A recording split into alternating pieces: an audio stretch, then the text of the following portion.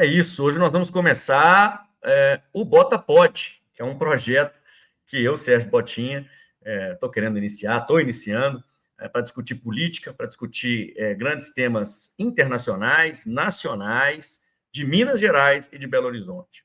Tá? No meu primeiro programa, estou chamando um amigo, um querido amigo, né? Felipe Gomes, que é um engenheiro ambiental, meu convidado especial para a gente discutir vários temas. O que eu pretendo discutir nesse primeiro podcast aqui do canal é tarifa zero em BH, a questão da Operação Rejeito, que o Felipe tem uma atuação aí acompanhando essa operação muito interessante. Infelizmente, vamos ter que discutir um pouco do que ocorreu no Rio de Janeiro, a chacina, os mortos, a guerra às drogas, será que faz algum sentido? Quero discutir também a Copasa, cujo projeto de privatização está seguindo a passos largos aí na Assembleia Legislativa de Minas Gerais. Então, para isso, sem mais delongas, vamos já logo começar o bate-papo. Eu quero chamar o meu convidado especial. Né? Um convidado especial de hoje! Tem minhas vinhetinhas aqui que eu estou fazendo. Então, vou chamar aqui o meu querido Felipe Gomes. Chega junto, meu caro. Como é que vai? Como é que estão as coisas? Fala, Botinha, beleza, cara? Obrigado aí pelo convite, valeu. Tô querendo aprender com você a fazer esses vídeos de ave, eu tô precisando. Pô, depois é só a gente sentar junto aí para tomar um café, uma cervejinha. Tem várias formas bem tranquilas hoje em dia. Eu de fato, fiz um cursinho para poder aprender, mas é bem tranquilo, cara. Massa. Que ajuda Cara, muito, agradeço. né, cara? Pô, a facilidade de você colocar uma ideia assim, rapidamente no audiovisual, é muito interessante, porque você não precisa de recursos de computação gráfica que você precisava antes, né, para poder colocar uma ideia assim, um sketch, né, e no vídeo, no audiovisual. Hoje em dia você só dá o prompt. Claro que você tem que saber fazer, né? E tem uns macetinhos. É muito fantástico mesmo essa habilidade, com todos os cuidados que a inteligência artificial nos traz, né? Tem as coisas boas, a gente tem que saber separar o joio do trigo. Mas, cara, muito obrigado por estar aqui hoje comigo, posso dizer até que é um projeto piloto, nesse podcast. Eu quero trazer pessoas que assim, são referências em Minas Gerais, em Belo Horizonte, para discutir todos esses temas, de internacional até os temas da cidade, né, os temas locais.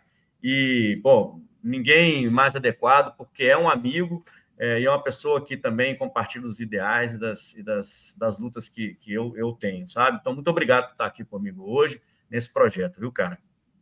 Eu que agradeço, Botinha, para mim é uma honra, cara. Assim, sempre que a gente vê um projeto de mídia independente surgindo e querendo realmente falar dos assuntos que a mídia mainstream fala de uma forma muito superficial, é muito bom, né? E é o que eu me dedico um pouco também, então para mim é uma grande honra, gosto muito do seu trabalho e espero poder contribuir, que esse aqui seja apenas o primeiro de muitos episódios aí que vocês produzam aí. Parabéns pela iniciativa. Se Deus quiser, vai dar certo. Peça paciência, como já lhe disse, se tiver alguns errinhos, tentando fazer o melhor. É ainda uma produção amadora, não tem assessor nem nada, a gente vai produzindo aqui, mas eu já sei que você vai ter a paciência que eu mereço. Muito obrigado. Cara, o primeiro tema que eu queria discutir, infelizmente, assim, até vou achar já aqui o meme que eu queria mostrar, assim, vou adicionar o palco aqui. Esse meme eu estava vendo ontem e, assim, é o que aconteceu no Rio de Janeiro, né? A chacina do Rio de Janeiro. Essa imagem aí, está conseguindo enxergar? Sim, perfeitamente. Ela, assim, diz muita coisa, né? O pessoal da extrema-direita apoiando o que aconteceu no Rio de Janeiro ontem, que foi uma operação policial sem nenhum controle,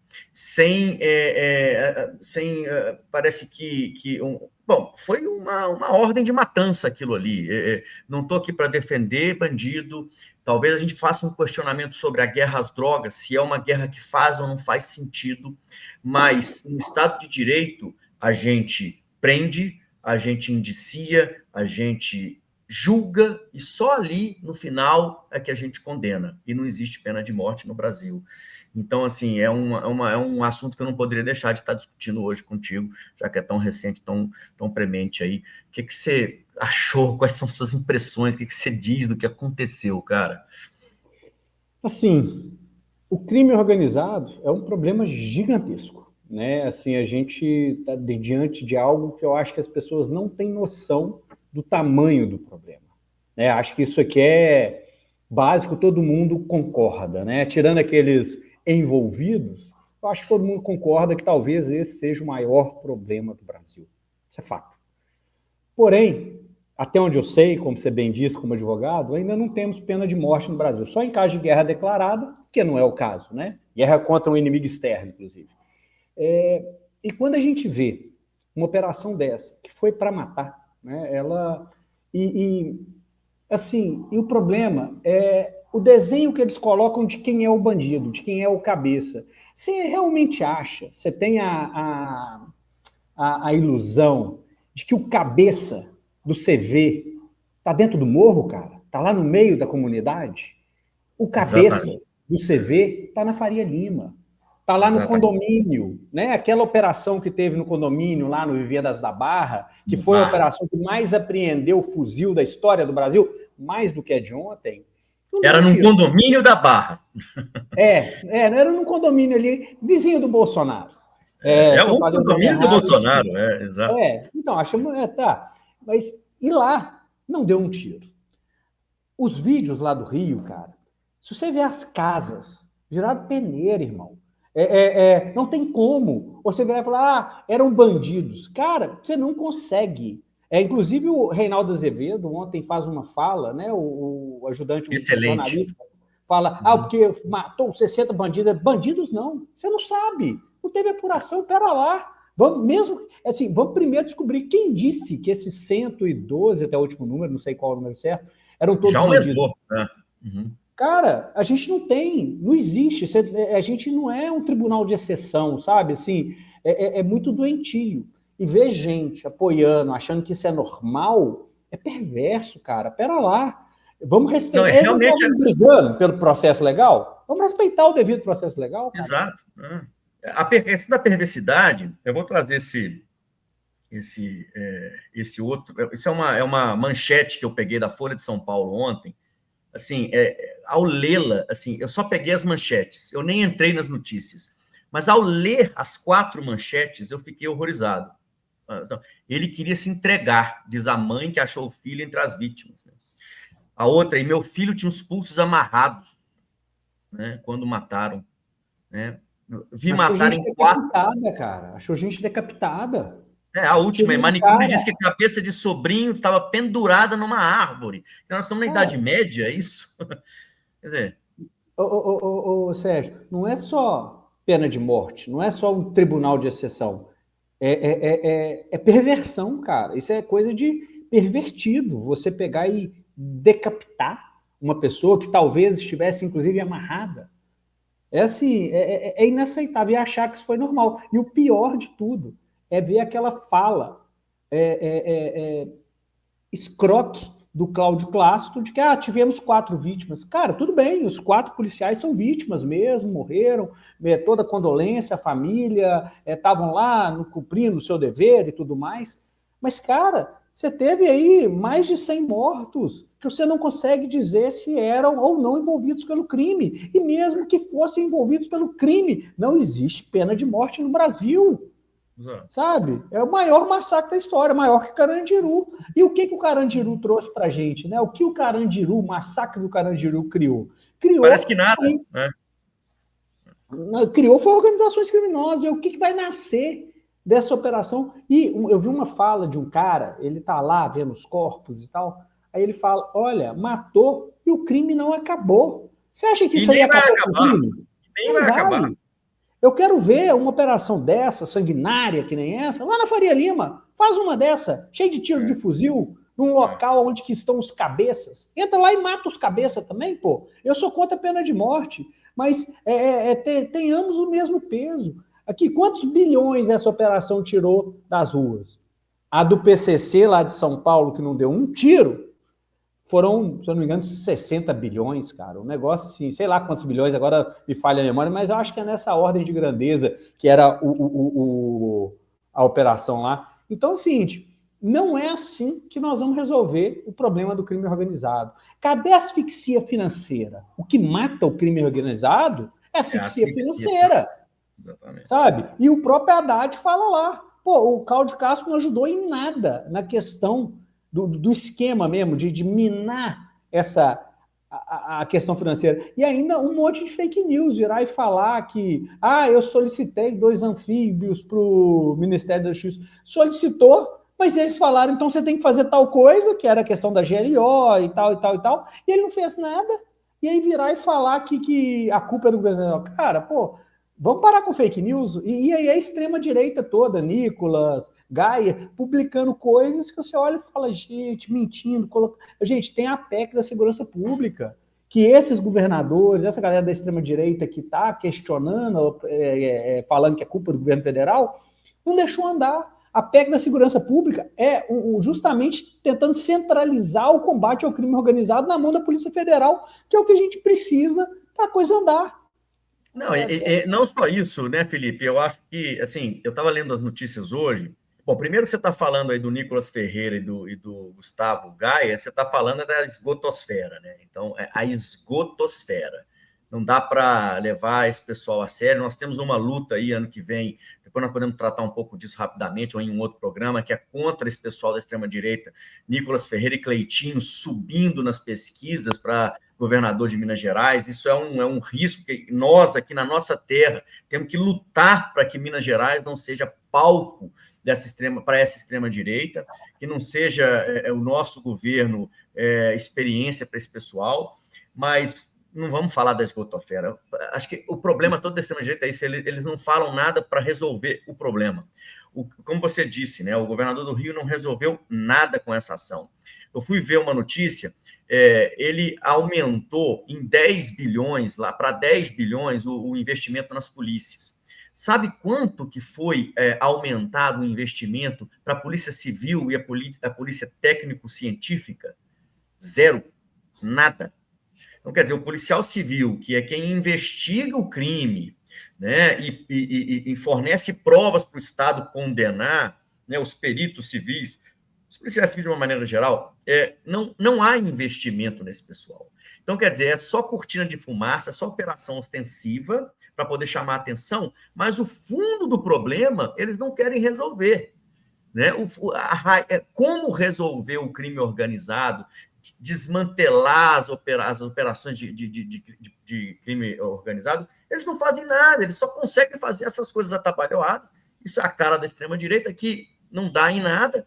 Vão substituir os bandidos, né? Eu estava também vendo uma notícia falando, olha, você substitui o apelido, sai lá o BMW e entra o Gadernal. Né? Só acontece isso. Então, já tem uma outra pessoa preparada para assumir o posto lá dentro da facção, com esse tipo de ação. Funcionário é o que mais tem, Botinha. Vem um atrás do outro, cara. E a galera que está na linha de frente, segurando o fuzil, o cara, beleza, ele é um criminoso, não sei o quê, tem que ser preso, ok. Mas a gente tem que entender que é um problema estrutural. Muitos desses caras não estão ali porque eles escolheram. É a opção que o cara tem, caramba. Você não faz ideia a caminhada do cara. O Estado tem que entrar de verdade nas comunidades e pegar e levar esgoto, levar rua, levar ônibus, levar gás, levar internet, levar os serviços básicos, saúde, educação, porque cultura, emprego, porque aí você vai minando este poder de comando, mas deixou relegado regiões da cidade que tem um estado paralelo e vai achar que a culpa é do cara que mora no meio do estado paralelo? Não, a culpa é o estado que não se fez presente. E além disso, quem manda, a gente não produz uma folha de coca, não tem um pé de coca plantado no Brasil se bobear. E a coca chega, a cocaína chega. A gente não produz fuzil. Apesar de que acharam uma fábrica de fuzil, mas essa é a maioria, a gente não produz. E os fuzis chegam. Então é o seguinte, pera lá, como é que isso tudo está chegando? Por que o Brasil é uma grande rota de tráfico de drogas? A gente tem que estudar isso e minar isso e pegar os cabeças. É bom lembrar, foi apreendido muito mais cocaína no avião da FAB, quando o ex-presidente estava indo lá. E aquilo lá é muito engraçado, né? Apreenderam 39 quilos. Quem que transporta 39? Eu acho que 1 quilo sumiu. Porque é 40, né? Pô, ninguém vai levar 39. Eu vi essa postagem também. Eu não sei exatamente, mas se apreendeu mais cocaína no avião do Bolsonaro, talvez no avião lá do nosso ex-governador também, o helicóptero. Que está querendo voltar para a política, né? Pois é. Também se apreendeu mais fuzis na operação no condomínio do Bolsonaro. Então, assim, eu vi esse meme, eu achei fantástico. E talvez tenha se apreendido muito mais dinheiro, e de fato isso eu sei que é totalmente verdade, na operação contra o PCC na Faria Lima, que não teve nenhum tiro, que não teve nenhum morto, como você bem disse. Assim, o que eu acho... Eu vi uma outra notícia também, que é uma coisa da Idade Média, realmente. Né? Os bandidos se entregando... Oi? É só um número. Entre 2020 e 2024, a questão de venda de combustível pelo PCC movimentou 52 bi, cara. Tem 30 bilhões em fundos de investimento na Faria Lima. 52 bi. 52 bi em 4 anos. E 30 bi em fundo de investimento na Faria Lima. Cara, aí que está o dinheiro. Aí que a coisa funciona. Não é no morro. Não é no Mas aí o pessoal da direita, o pessoal neoliberal, não quer atacar. Né? Aí eles não querem atacar. Porque será? Né? Mas a cena que eu estava comentando, que eu achei bizarra, e talvez a gente possa utilizar isso para encerrar esse assunto, tem muita coisa para a gente discutir, os bandidos se entregando, e ao se entregarem, pegaram uma mulher que estava andando na rua, colocaram um revólver na cabeça da mulher e falaram: grava, eu estou te obrigando a gravar. Aí a mulher começou a gravar os bandidos se entregando para a polícia para que eles não fossem mortos. O ato dela gravar era com esse objetivo, parece que estava transmitindo. Assim, é uma situação de idade média que nós estamos vivendo. Né?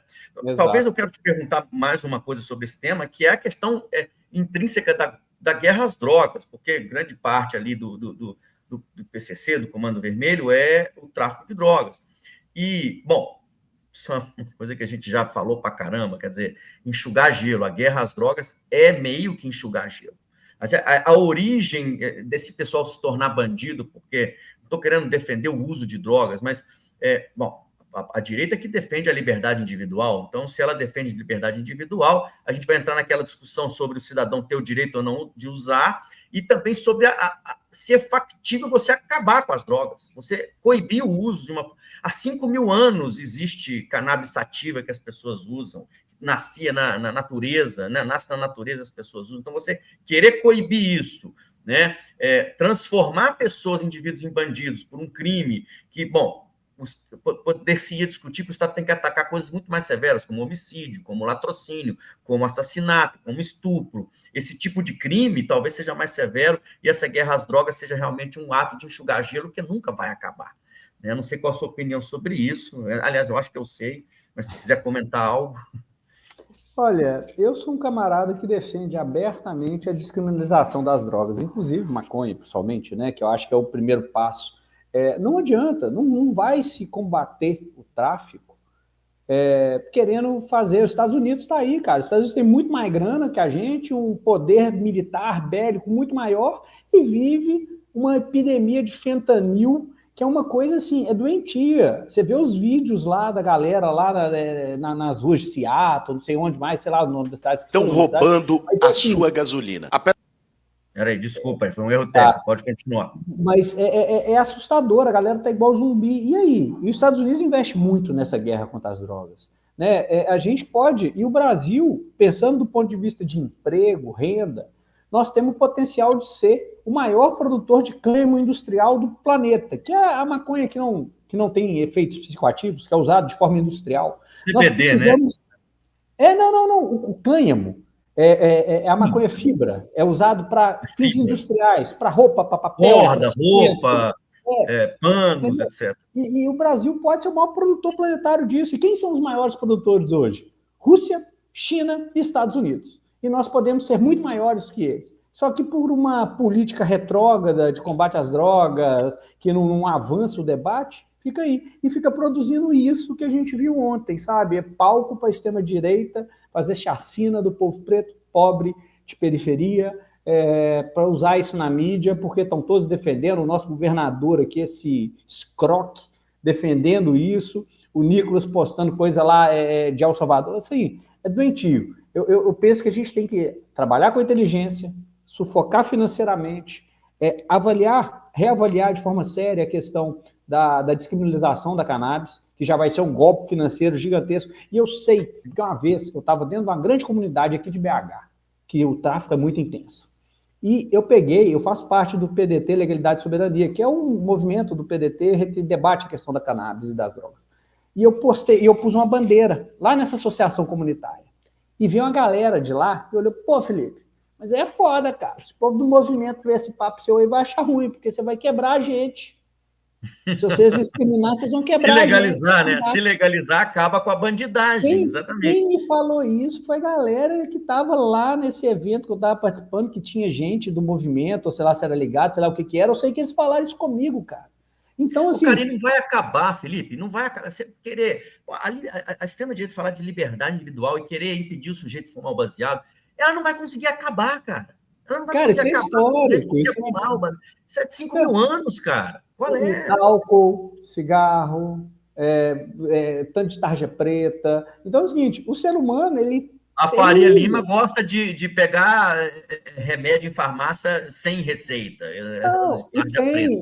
E tem os medicamentos agora de inteligência, né? Que se associam à pílula que é muito para TDAH e tal, e a galera toma aquilo. Ritalina, demais. Entendeu? Então, assim, não é fazendo essa guerra fake às drogas que nós vamos resolver o problema. Vamos minar a irrigação financeira, vamos repensar a questão da cannabis, que eu acho que ela tem que ser tratada num outro patamar, sabe? E é isso, vamos seguir para frente, vamos parar de ser hipócrita, sabe? E asfixia financeira e ir nos cabeça, coisa que o pessoal da direita não faz. Bizarrice esse negócio de maconha é querer, por exemplo, tirar tratamento de CBD. Isso é um preconceito ridículo, porque o CBD, cientificamente, e a negação da ciência por esse povo é tão bizarra, CBD não possui THC, né? Que é o componente que traz alucinação, etc., o barato, né? E o CBD consegue resolver diversos problemas de saúde grave. Eu tinha um amigo que tinha câncer na cabeça, e ele, cara, precisava do CBD, e ele tinha dificuldade, ele morreu, na época não era fácil de conseguir, então ele tinha dificuldade de conseguir. Então, assim, por causa de um preconceito ridículo, né? Isso foi impedido no governo Bolsonaro, a Anvisa, né, proibiu os tratamentos com CBD, que não tem THC, que não tem o efeito do barato, né? Então, são bizarrices realmente absurdas, né? Exatamente. Eu queria colocar aqui um outro assunto para entrar numa outra pauta. Vou colocar esse videozinho aqui. Estão roubando a sua gasolina. A Petrobras reduziu o preço da gasolina em 5% no mês passado. Mas quem foi abastecer não sentiu nada. Você sabe por que isso acontece? Por uma palavra: privatização. Desde o início do governo Lula, o preço da gasolina já foi reduzido em 17%. Mas não é isso que está chegando na bomba para quem vai abastecer o carro. Esse problema começou em 2019, quando o governo Bolsonaro decidiu privatizar a BR Distribuidora. Ela era uma empresa lucrativa, tanto é que um ano antes da privatização, em 2018, teve um lucro de mais de 3 bilhões de reais. Foi privatizada a preço de banana para um conglomerado financeiro. Hoje, ela chama Vibra Energia. No posto, você vê lá BR, mas ela não é mais da Petrobras. Quando era da Petrobras, o governo brasileiro tinha um instrumento para poder fazer as reduções de preço na refinaria chegar na bomba de gasolina. Agora, depois da privatização, as empresas distribuidoras podem ajustar o preço entre elas para que as reduções não cheguem no consumidor. Isso porque a distribuição no Brasil é controlada praticamente por um monopólio de 3 grandes empresas: a Shell, a Ipiranga e a Vibra, que era a BR Distribuidora. Queria discutir um pouco esse assunto da privatização, Felipe, porque a gente está próximo aí de acontecer talvez uma privatização muito ruim para Minas Gerais, que é a privatização da Copasa. E antes do assunto da Copasa ficar tão em voga, eu estava estudando essa questão da gasolina. De fato, isso que o Boulos falou de uma forma bem didática no vídeo dele é verdade. O governo Bolsonaro privatizou a distribuidora da BR, e com isso eles conseguem impedir que o preço da gasolina, quando é reduzido lá na Petrobras, chegue no posto para o consumidor final. Então, muito se fala quando se quer defender a privatização de quando não tinha telefone, da Telemig, que havia um problema ali estrutural, que foi bom demais. Só que todas as outras privatizações que foram assim situações assim de lesa pátria, o pessoal esquece de comentar, né? Eu sempre gosto de comentar do Minas Arena, que já ganhou o valor que eles gastaram no Mineirão 2 vezes, e ainda tem, se eu não me engano, 25 anos de concessão, vai ganhar tipo 50 vezes o que já gastou na construção ali do Mineirão, né? E aí vem PPP para presídio, Zema querer fazer PPP para hospital. Então a gente tem que olhar isso com um pouco mais de atenção, porque o que aconteceu em São Paulo com a Sabesp, que é a empresa de saneamento, o que está acontecendo com o preço da gasolina, quando se tirou da Petrobras um instrumento de controle de preços para ajudar a população, porque há um interesse público envolvido, e o que aconteceu, por exemplo, na SEDAI, no Rio de Janeiro, que também privatizou o seu serviço de saneamento, foi serviço piorado e aumento de tarifa. E a população mais pobre vai ter ainda um serviço pior ainda, do que talvez aqui na Savassi, talvez no Santo Antônio, no São Bento, o serviço vai continuar bom, mas eles não vão gastar o que precisa nos locais mais pobres. Então, assim, isso está dito, isso vai acontecer quando privatizarem a Copasa. Então, eu queria ouvir sua opinião sobre esse assunto, cara.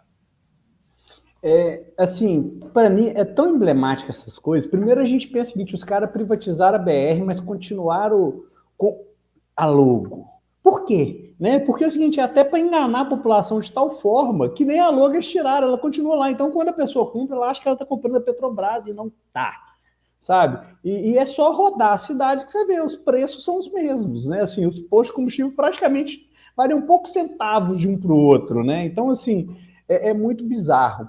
E quando a gente pensa em privatização, eu não consigo deixar de pensar na Vale. A Vale foi exatamente isso. Com o valor da venda foi igual ao lucro do ano seguinte. Então o cara pagou a Vale com o lucro do ano seguinte. Do ano seguinte, 1 ano. Porra, que investimento que é esse que você tem payback de 1 ano? E a Copasa também é um ativo lucrativo. A Copasa é um ativo lucrativo. Dá lucro para o Estado. Não há que se falar que dá prejuízo, por isso quero privatizar. E não, aí, além da Copasa, os perversos ainda estão querendo pôr ali no meio a Codemig, cara. Nós estamos falando de terras raras. A Codemig, ela é parceira num laboratório que tem ali em Lagoa Santa, salvo melhor juízo, ou 7 Lagoas, que é Lagoa Santa, que é um laboratório que estuda ligas, ímãs. Ela é parceira. Ela tem minas de terras raras. E quando a gente pensa num mundo de soberania, que a terras raras é o mote da vez, você vai vender a sua estatal que trabalha com isso? E a questão E para quem que está querendo ser vendida a Copasa? Para a Geia. Onde que a Geia privatizou? O problema é a Faria Lima. De todo jeito que você olha, é a Faria Lima o problema. BTG Pactual, teve almoço com o Zema, café da manhã com o Zema, e tá vindo a Geia. A Geia, cara, ela conseguiu a privatização lá no Rio Grande do Sul. Eu estava conversando com um vereador do Rio Grande do Sul, ele falou, velho, tem denúncia de roubo de água. Os caras estão indo tirar água num local onde não tem outorga, a população está entrando na frente dos caminhões-pipas. Tem um outro detalhe, tem lá um canal que tem uma pesca solidária de pescadores artesanais com botos, onde os botos, os golfinhos, quer dizer, empurram os peixes para os pescadores. Tem uma sinergia que é meio que única no mundo, sabe? Assim, são pouquíssimos lugares que isso acontece. E os caras estão querendo meter esgoto in natura neste canal para jogar para dentro do mar. É esse o nível. Água com esgoto. E com a desculpa de que o serviço vai melhorar, não vai. O serviço vai piorar, a tarifa vai aumentar. É uma empresa que não tem um histórico bom. O histórico da Ageia é péssimo. É péssimo. Eu estava estudando isso. E é isso. Vai piorar, o serviço vai piorar, isso é certo. Vai vender a Copasa, que é lucrativa, e o serviço vai piorar. Não tenham dúvidas. Isso aqui vai Ô, ficar Botinha, gravado. O lucro vira investimento no setor, cara. Quando entrar a empresa privada, vai acontecer igual São Paulo, olha os apagões lá da Enel, sabe? Vai demitir gente, vai cortar investimento, porque tem que maximizar o lucro. Isso vai acontecer na Copasa. É inaceitável. E o pior, para mim, que eu acho que talvez é o mais perverso. Nós temos na nossa Constituição mineira, que talvez seja a melhor Constituição estadual do Brasil, 2 mecanismos fundamentais, que é a questão do referendo, né? Para vender uma estatal tem que perguntar para a população, e tem que ter quórum qualificado, 3/5 da Assembleia tem que aprovar. Quando que isso foi para a nossa Constituição? Quando o Fernando Henrique tentou privatizar Furnas, que o Itamar quase entrou em guerra, mandou a polícia para lá, falou que se ele viesse, ele ia explodir, ele ia fazer igual o Bolsonaro, explodir a represa, e O com Itamar, isso... ele fez trincheira no Palácio da Liberdade. Foi lindo de ver, cara. E lá foi aprovado por unanimidade.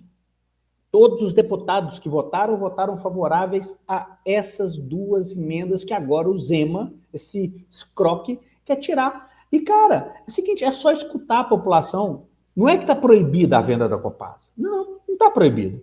Só hoje tem que escutar a população. É só isso que a gente quer que seja mantida. Mantenha-se o direito de escutar a população. Faça o referendo.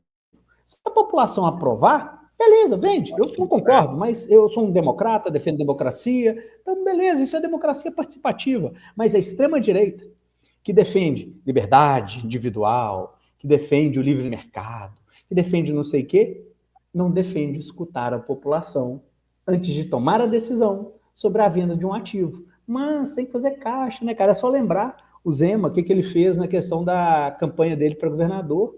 Ele foi lá, teve o maior doador de campanha dele, a Localiza, né, o dono da Localiza. Sim. E aí depois ele vai dar uma grande isenção fiscal de IPVA, que beneficiou a Localiza em bilhão. Recebeu, acho que foi 5 milhões e beneficiou em 1 bilhão. Então, assim, é muito triste o que a gente está vivendo, né? E quando você olha para esse governo, com toda essa questão da Operação Rejeito, crime organizado, não sei o que e tal. Eu quero entrar na Operação Rejeito. Sobre a Copasa, eu trouxe isso aqui. O direito de decidir sobre o futuro de um item tão importante como a água. Nada de nós sem nós, Zema. Água não é mercadoria, governador. Não nos calaremos e não nos sujeitaremos a passar pelo que outros estados têm passado. Falta de água, água suja e com mau cheiro. Vazamentos criminosos de esgoto em rios de São Paulo. Não se enganem, esse pode ser o nosso futuro se a Copasa for vendida. Ano passado, o Tarcísio privatizou a Sabesp, a Companhia de Saneamento de São Paulo. Um exemplo cristalino do que não fazer com a nossa população. E o novo CEO da empresa já disse qual é a prioridade: lucro para os acionistas. Então é isso, cara. Eu queria passar um pouquinho desse vídeo aí da Luísa Dulce, né? Resumiu bem. Né? Tá bem feitinho. O que vai acontecer, cara? Tá escrito nas estrelas. Vai vender a Copasa, a empresa que dá lucro, o serviço vai piorar e a tarifa vai aumentar. É isso que vai acontecer. Bom, Operação Rejeito, cara. Botinha, só um pedacinho que eu acho que é importante do cenário de Minas. Gente, nós estamos vivendo um cenário de redução da disponibilidade hídrica, graças à mineração e tudo mais. Tem um estudo feito pelo Fórum Permanente de São Francisco que mostrou que nos últimos 20 anos a redução da vazão do Rio das Velhas, onde a gente capta água, é de cerca de 30%. Os aquíferos estão sendo detonados. Então, se a gente não vai ter nenhuma empresa do saneamento preocupada na gestão de água para garantir água para a gente, nós vamos ficar sem água muito em breve. Então, a Copasa não pode ser vendida.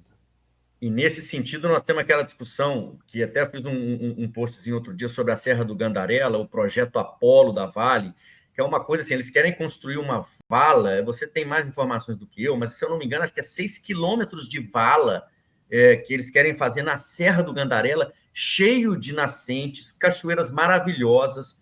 Eu estava lá no hotel Serra do Gandarela e o cara lá, que é o dono do hotel, ele faz assim, quase que uma lavagem cerebral lá, quando você entra no hotel dele, não o projeto Apolo, turismo dá muito mais dinheiro. E é verdade, cara, turismo dá mais dinheiro e mais emprego, melhores empregos que a mineração, dá mais dinheiro, em termos de PIB. Então, assim, é muito legal isso, Botinha, porque é isso. Mineração, 4% do PIB, Turismo, 8% do PIB. Mineração, 1 milhão de empregos, diretos e indiretos. Turismo, 8 milhões de empregos. Não só gera mais riqueza, como distribui 8 vezes mais a grana. Porque se você tem 1 milhão de empregos frente a 8 milhões de empregos, o dinheiro que é gerado, ele é muito mais pulverizado, diferente da mineração, que vai... E além do fato que o turismo não gera passivo, pelo contrário, o turismo ajuda a conservar as áreas nas quais ele é realizado, né? E aí você tem hoje uma situação, e isso me preocupa muito, porque o Brasil é tão desleixado com as coisas que a quantidade de passivo minerário que a gente está recebendo, né? Se eu não me engano, tem uma mina de nióbio, eu não sei se é nióbio, mas em Araxá, daquela é uma empresa de mineração antiga, eles mineraram tudo que puderam ali em Araxá e deixaram o passivo lá, e fica o passivo, né? A bacia de rejeitos, etc. E o Estado é que tem que tirar, fora o roubo de minério, que é a quantidade de minério que é tirada, do qual a gente não ganha nada, sem que a gente saiba que foi tirado. Nós dois estivemos juntos naquela operação lá, junto com a Duda, no ano passado, para tentar parar com a mineração ilegal na Serra do Curral. A gente fez denúncia em todos os órgãos, na Polícia Civil, Polícia Militar, Prefeitura, Ministério Público Federal, Ministério Público Estadual. Eu acho que assustou o pessoal. Tanto é que, antes, 10 dias depois, 15 dias depois, eles entregaram a área da mineradora para o Parque das Mangabeiras. Quero crer que a gente ajudou nesse processo. Mas, assim, a quantidade de passivo que a mineração deixa, né? E no caso da Serra do Gandarela, o o abastecimento de água de BH fica ameaçado, né? A questão do aquífero, a quantidade de água que usa para fazer mineração, quer dizer, o passivo ambiental e o que isso pode causar de risco para nós, né? Enquanto a cidade de Belo Horizonte não ter água, ter problema de abastecimento de água, isso é tão absurdo, para o lucro tão pequeno que isso gera para a população, né? Sem falar no roubo. Então, assim, cara, vamos ver se depois a gente se junta aí novamente. Sempre quando a gente se junta, sai coisa legal, Felipe, para tratar dessa questão aí da Serra do Gandarela, cara. O Sérgio Botinha, você falou de passivo, cara, é bom a gente lembrar da Mundo Novo Mineração, que foi uma mineração de ouro, ali em Rio Acima, que está acima da captação de Bela Fama, que é onde traz 70% da água de Belo Horizonte, e tem uma barragem com arsênio, cianeto, deixada lá pela mineradora. Isso. O camarada fugiu do Brasil, foi para a Austrália, se eu não me engano, e quem teve que descomissionar a barragem foi o governo do estado, através da Copasa. A Copasa fez as obras de descomissionamento, ou seja, nós pagamos, o cara não foi preso, a coisa está lá. Se romper, acabou. Certamente o lucro dele está em algum paraíso fiscal, né? Ele tá usufruindo do lucro. Não, Sérgio, e se romper, cara, acaba com a captação de Bela Fama, que é a fio d'água, é no Rio, não tem reservatório, e nós não temos plano B, porque o plano B, que era o Paraopeba, o Rio Paraopeba, a Vale matou com o rompimento de Córrego do Feijão. Então, é o seguinte, o plano B foi para o espaço. O plano A, que é a Bela Fama, tá lá, são acho que 53 barragens acima e essa do Mundo Novo.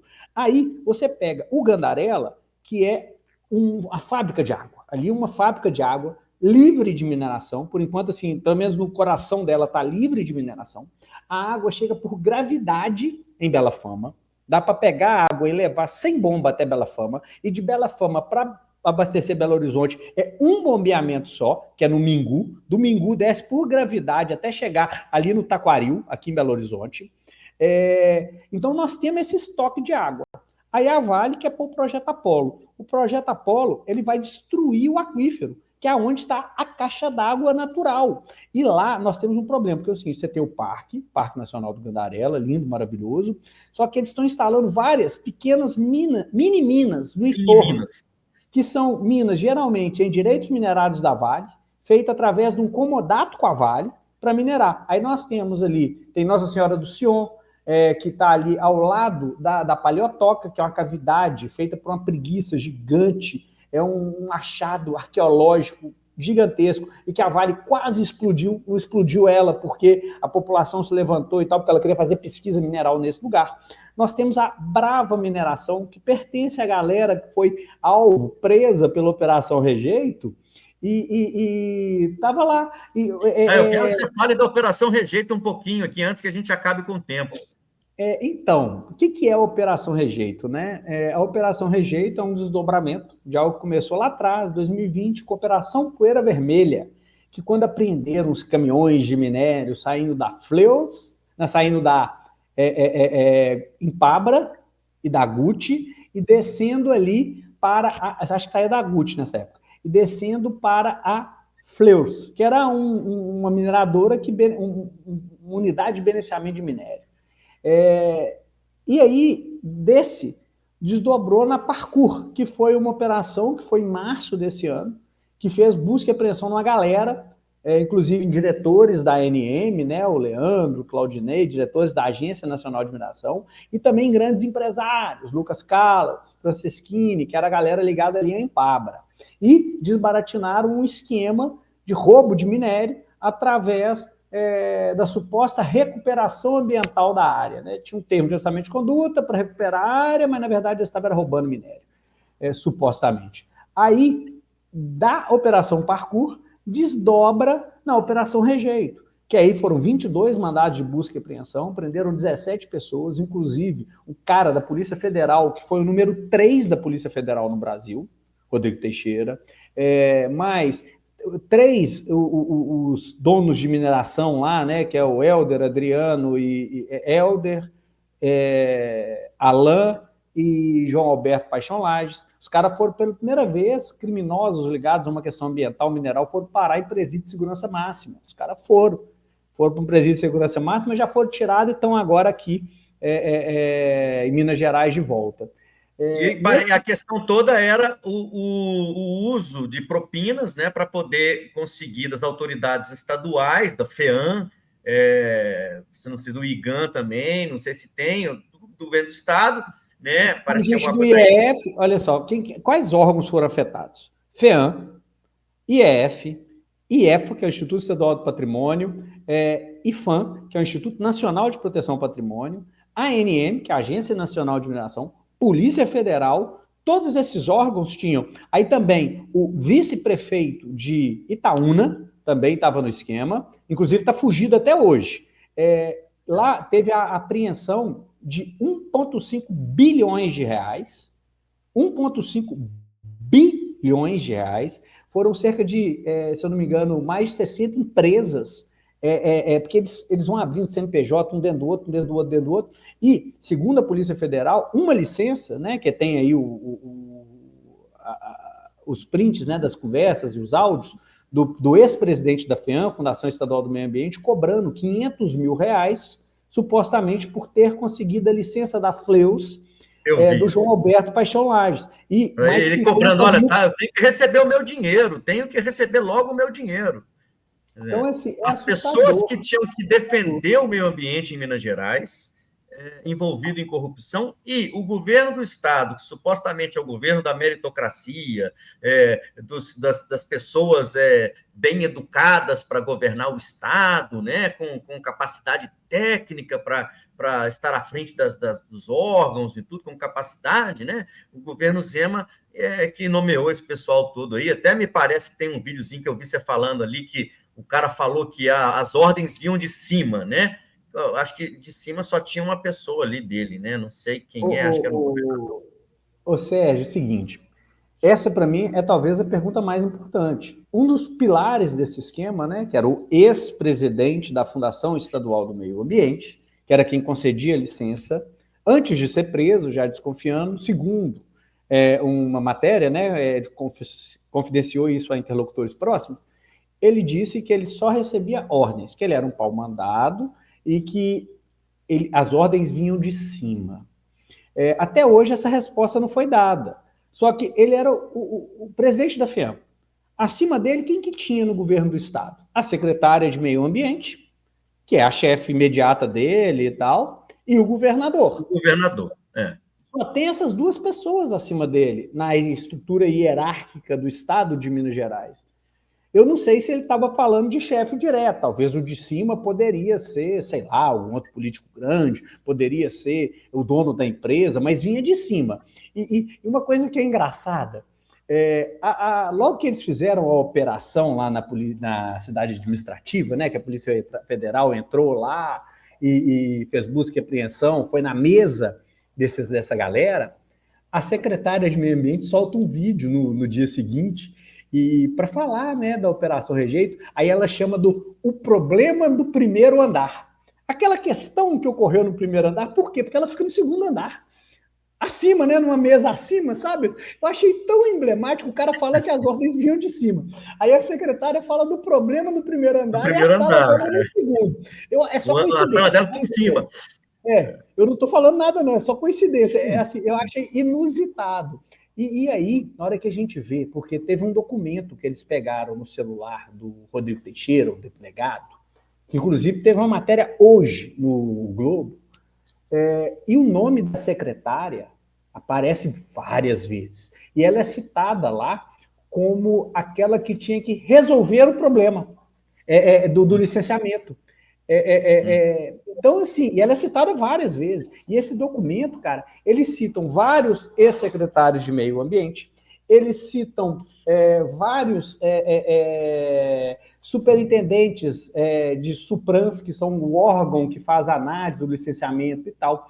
Cita gente do Tribunal da Polícia Civil, cita gente do Judiciário. Assim, é assustador. Gente dos órgãos...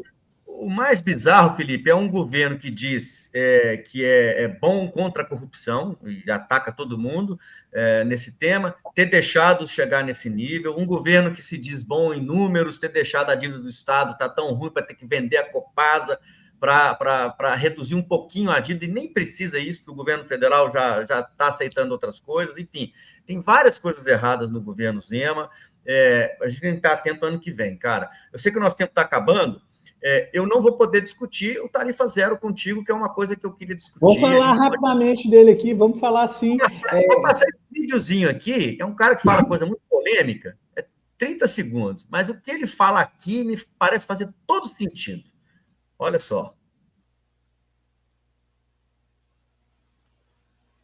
Os dois lados. Se o sistema custa 2 bi, como diz o empresário, se eles faturam 1 bi com o Vale Transporte, e se a prefeitura já entra com 700, nós estamos com a defasagem só de 300 aí para a vida ficar mais bonita, né? Não? Eu acho que esse projeto não é utopia, não. Acho que se houver boa vontade, conversa aí, dá para viabilizar. Eu sei como não, mas dá para viabilizar. Eu acho que ele falou uma coisa que faz sentido, viu? Total sentido. Quer dizer, o sistema, só replicando o que ele falou, e que são os estudos do Tarifa Zero, né? O sistema já tem 1 bi de Vale Transporte, né? E das tarifas, né? Do Vale Transporte. E mais 750 de subsídio da prefeitura. E o sistema como um todo custa 2 bilhões, que parece que é um número inflado, que foi o empresário que falou. Quer dizer, eu acho que está fácil de resolver isso aí, cara, porque essa taxa que eles estavam querendo criar, que é substituir o Vale Transporte, resolveria o problema. E se não for só essa taxa, tem outras soluções que podem ser discutidas, né? Então, assim, não é um problema tão difícil, não. Isso não é utopia como eles estão querendo colocar, não, né, Felipe? O que você acha? Eu acho que de jeito nenhum, acho que é extremamente viável. A votação tinha tudo para ser aprovado na Câmara, mas o prefeito operou de forma muito sórdida, né? Porque a Câmara Municipal não tem oposição. Hoje ela está toda na mão do prefeito, que loteou as secretarias, loteou as regionais, tudo que é vereador, a grande maioria deles tem pessoas nomeadas lá dentro, tanto que gente que assinou o projeto, né? Temos deputados, vereadores que assinaram o projeto, inclusive vereadores que receberam dinheiro da galera envolvida na Operação Rejeito, tá? Tem gente aí envolvida na Rejeito, na Parkour, que financiou campanha de vereador de Belo Horizonte, teve 2, especificamente, cada um recebeu 50 mil reais no mesmo dia, via Pix. Eu vi a sua postagem, está tudo interligado, né? E tudo chega lá na Faria Lima numa hora.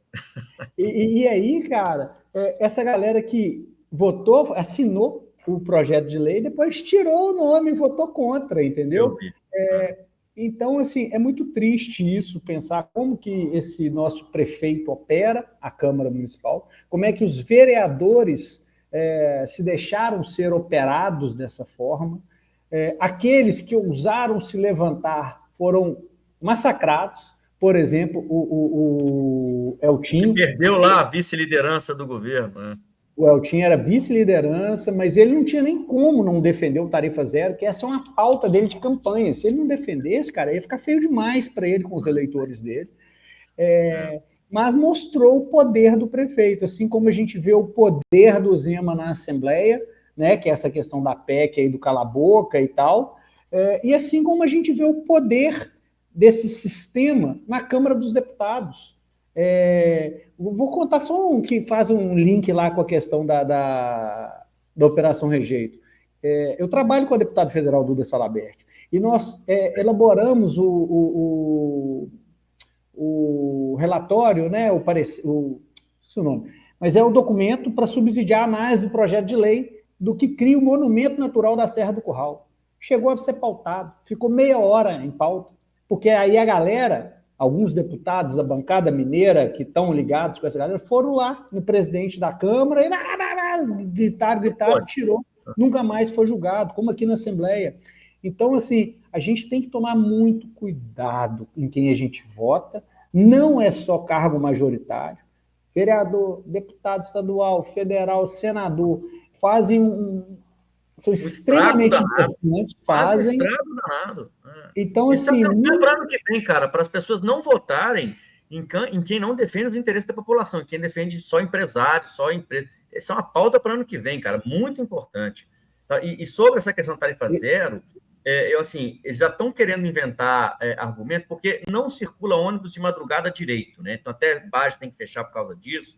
Eu acompanhei muita situação na pandemia, quando eu entrei com a ação popular para poder ter mais ônibus, deu certo. Não tem ônibus para o pessoal ir embora, eles estão querendo já justificar um aumento, acho que de 500 milhões de reais, para passar de 750 milhões para não sei quanto, para poder justificar ter ônibus aí. Não precisa, tem coisa estranha atrás disso aí. A questão da tarifa zero é uma questão de pertencimento, a cidade tem que pertencer às pessoas têm que ser capazes de andar na cidade, elas não têm essa condição hoje com a tarifa que existe, e o dinheiro está saindo da prefeitura para as empresas, e querem aumentar a tarifa, querem aumentar subsídio, então tem que ficar atento nesse tópico. Eu quero, antes de você, que eu sei que você tem que ir, eu quero passar aqui meu concurso de meme, que é a parte final aqui, que eu acho que vai ser engraçadinho, você vai me ajudar a decidir qual o melhor meme desses que eu escolho aqui, tudo bem? Tá certo, manda bala. Então vamos lá. Meme, é quase uma... Curso de meme. Isso foi inteligência artificial, esse aí. O primeiro aqui, ó, esse eu achei muito legal. Ô Trump, defende meu pai, defende meu pai. Ô Trump, defende meu pai, defende meu pai. Ó a bananinha. Defende meu pai. Igual a bananinha e o Neto Figueiredo aí, ó. Pense um cabo eleitoral bom do Lula. Esse é o melhor cabo eleitoral que o Lula já teve na sua vida. Conseguiu aumentar a popularidade do Lula não sei quantos por cento. 10%. Olha o outro aqui, ó. Sobrinhas, aceitam chá de anis? Sem anis, tia. Tinha visto esse aí já, não? Não, esse eu não tinha, não. Vou passar de novo aqui, ó. Sobrinhas, entendi, aceitam chá de anis? Sem anis, tia. Boa. Eu acho que tem mais um aqui, ó. Esse aqui é muito bom. Sem anis, tia. Classes médias. A simplificação de tudo em que tá no meio, vou pôr do começo. Eles andaram pendurados em para-choque de caminhão, acamparam em frente a quartéis e depredaram o Congresso Nacional. Tudo isso para defender um presidente que nunca teve um projeto claro, e que minimizou e debochou dos riscos de uma pandemia, afundando deliberadamente o país em uma crise sanitária, econômica e humanitária. A maioria deles não sabe explicar o porquê dessa idolatria. Quando questionados, limitam-se a explicações vagas e genéricas, como a defesa da família, de Deus ou da pátria, ainda que não tenham qualquer conexão com políticas reais. Por mais surreal que pareça, esse fenômeno não é inédito, e foi analisado em 1994, pelo filósofo Humberto Eco. A estratégia de criar infinitas teorias da conspiração que exploram os medos e preconceitos das classes médias, A simplificação de tudo em mitos e slogans, a intolerância ao questionamento, que considera qualquer discordância como traição. São identificados por Umberto Eco como práticas do fascismo. Eco alerta que esse fenômeno não ficou no passado, e conhecer suas características é fundamental, para evitar que ele se restabeleça utilizando outras roupagens. Você acredita que o fascismo é um risco iminente na nossa sociedade? E conta nos comentários de que cidade você assiste.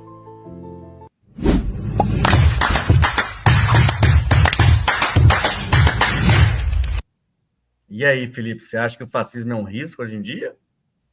É uma realidade, na verdade. Eu não acho que ele já deixou de ser risco e já passou a estar na ordem do dia, cara, porque o que a gente tem visto aí da esgotosfera e tudo mais, cara, é o fascismo reinventado, e eu tenho muito medo como é que vai ser ano que vem com esses vídeos, inteligência artificial, memes e vídeos ultra realistas, né? Uma vantagem que o Lula tem é não ter todos os dedos, porque em todo vídeo que eles fazem de inteligência artificial, a inteligência artificial bota o Lula com o dedinho mindinho. Então, pelo menos, dá esse pé check, né? É fácil de fazer, sabe, pro Lula. Porque, assim, tem medo, e é uma realidade. A gente vê, essa questão dessa defesa da chacina de ontem, achando que isso vai resolver o problema do crime organizado, é um reflexo cristalino dessa sociedade fascista que a gente virou. O Brasil está uma sociedade fascista surreal. Então, assim, não é um perigo, não, já é uma realidade. E é por isso que a gente tem que resistir, cara. Conto com você nessa história aí, né? E eu sei que você pode contar comigo. Você sabe que você pode contar comigo. Bora pra cima. Muito obrigado aí pelo papo, cara. Tamo junto. Na esperança aqui da Operação Fase 2 da Rejeito e vamos que vamos. Bora, tamo junto. Grande abraço. Obrigado a todo mundo que assistiu, tá? Compartilha, dá o like aí, aquela história toda, para a gente ter o ânimo de continuar, porque é preciso resistir. Galera, muito obrigado. Felipe, aquele abraço. Batinha. E quem quiser, depois segue lá no Instagram, @aelixo com H, tá aí, ó. Valeu. Vale a pena demais o conteúdo. E o nosso aqui, ó, no Instagram é Gabinete do Botinha.